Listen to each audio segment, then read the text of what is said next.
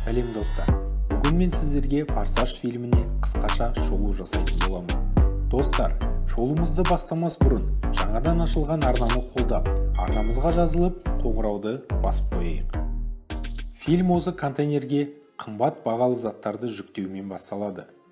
Сол жерде істейтін жігіт бұзақыларға қоңырау шалып, контейнер сен жаққа бара жатыр, қабырғасында Роджерс деген жазуы бар, менің үлесімді ұмытпа деп айтады. Кеш батқанда бұзақылар әлгі жүк көліктің артына түсіп, оны қоршап алады. Алдында кетіп бара жатқан көліктің бірінен жүк көліктің терезесіне оқ атып, оны жұлып алады. Ал екіншісінен арқанмен оқ атып, сол арқан арқылы салонға кіріп алады.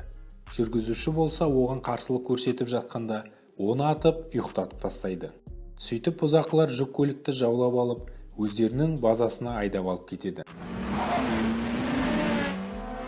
Бұл Брайан О'Коннор, полицей, және оның Эклипсі. Ол Эклипспен жарысқа дайындаламын деп шығарды. Бірақ одан түк шықпайды. Біраз уақыттан кейін ол Тореттоның кафесіне келеді. Мия оның келгенін көріп, тунецпен сэндвич берейін бе деп сұрайды. Брайан оған ол балғын ба деп жауап береді. Мия, сен 3 апта бойы күнде келіп, ол балғын ба деп сұрайсың. Ол кеше жаман болған, алдыңғы күні жаман болған, және бүгінде дәл сондай дейді. Брайан оған жарайды, бере сал деп жауап береді. Ол кафеде Доминик Тореттоның өзі де болады. Сол кезде Доминиктің достары сол кафеге келеді. Олардың ішінде Мияны ұнатып жүрген Винс те бар еді. Винс екеуінің сөйлесіп тұрғанын көріп, Брайанға тисе бастайды. Брайан ақшасын төлеп, көріскенше деп көлігіне бара жатқанда, оны Винс итеріп жібереді. Сөйтіп екеуі төбелесіп кетеді. Мия Доминиктің қасына барып, неғып отырсың, барып ажырат деп айтады. Доминик екеуін ажыратып, Брайанға енді бұл жерге келме деп жауап береді.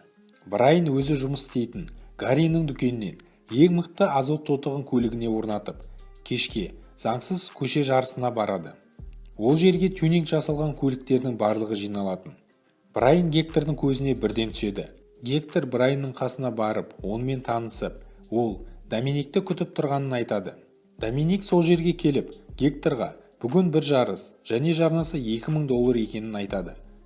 Брайан менің ақшам жоқ, бірақ орнына көлігімді қоя аламын. Алдын ала келісіп алайық. Егер мен ұтылсам, көлігімді беремін. Егер мен ұтсам, онда ақшаға және өздерінің араларында мәртебеге ие боламын дейді. Оны естіп барлығы күліп, жарысқа келіседі.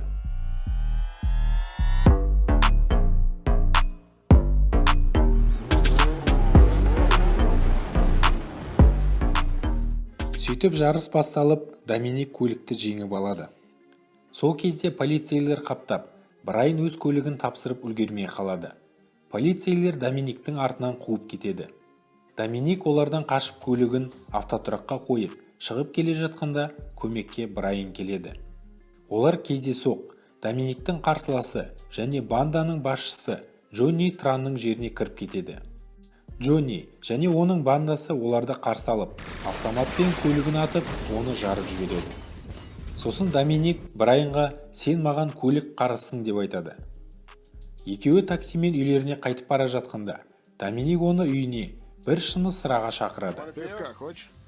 Доминик оны өзінің достары, оны полицей екенін сезіп жүрген Винспен, Леонмен, Джессимен, өзінің қызы Леттимен және Брайанға ұнап қалған қарындасы Миямен таныстырады. Ертеңіне Брайан жолда кетіп бара жатқанда, артынан полицейлер келіп оны тоқтатып, бөлімшеге алып кетеді. Олар оны басқалар көріп қоймасын деп істеген болатын. Бөлімшеде Брайанға детектив белгісін алғың келсе, онда контейнерді алып кеткен бұзақыларды ұстап бер. Олар Honda Civicпен жүреді дейді. Брайан оларға маған тағы да бір көлік керек деп айтады. Ертесіне Брайан шаршап қалған Toyota Supra автокөлігін Доминиктің гаражына алып келеді. Доминик сен қоқыс тастайтын жерге емес, гаражға келдің ғой деп барлығы күле бастайды. Toyota Supra'ның 2 JZ GTE қозғалтқышын көріп, жарысқа шығуға мүмкіндігі бар екенін, және оған Доминик $20,000 салатынын айтады. Доминик Брайанды өзінің командасына алып, бір айдан соң шөл далада жарыс өтеді, соған дайындаймыз дейді. Брайан Джессимен көлікті қалпына келтірумен айналыса бастайды. Ол Винстен басқа адамдармен жақсы қарым-қатынаста болады және Миямен кездесе бастайды. Брайан тағы Джонни Транды контейнерді ұрлады деп оған дәлел іздей бастайды. Түнде ол тергеу жүргіземін деп бір гаражға кіріп кеткенде оны Винс пен Доминик ұстап алады. Брайан оларға жарыстан алды қарсыластарының көліктерін зерттеп жүргенін айтады. Үшеуі қосылып Транның гаражына кіріп, ол жерден өте көп электронды тауарларды көреді. Содан кейін жүк көлікке тағы да шабуыл жасалады. Брайанның өзінің басшыларына гаражда көргенін айтып, олар Тран мен Ленсті ұстап алады. Аяғында товарды заңды сатып алғанын және ағайындылар кінәлі емес екендігі анықталады. Басшылары Брайанға 36 сағаттың ішінде ұрыларды таппаса, жұмыстан шығатынын айтады. Келесі күні Доминик пен Брайан жарысқа барады. Ол жерде Джесси өзінің Volkswagen'імен Транның мықты Хондасымен жарысатын болады. Нәтижесінде Джесси ұтылып, көлікті белгісіз бір жаққа айдап қашып кетеді.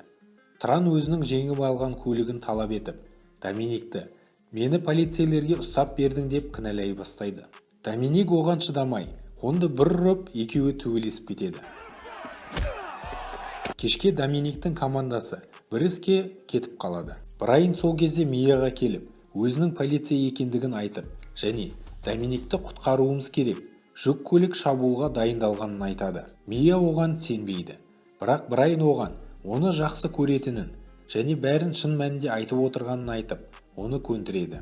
Екеуі бірге Доминикті іздеуге шығады. Брайан өзінің таныстары арқылы, Доминиктің телефоны арқылы оның қайда екенін тауып алады. Доминик сол мезетте өзінің шабуылын бастап кеткен болатын. Винс салонға кірейін деп жатқанда, оны жүргізуші дробовикпен атып, Винс арқанға асылып қалады. Жүргізуші Доминиктің дөңгелегіне атып, Леттиді итеріп жолдан шығарып жібереді. Брайан мен Мия көмекке келіп, Брайан Винсті арқаннан босатып құтқарып алады. Бір шетке тоқтап, бәрі жаралы Винске көмекке жүгіреді.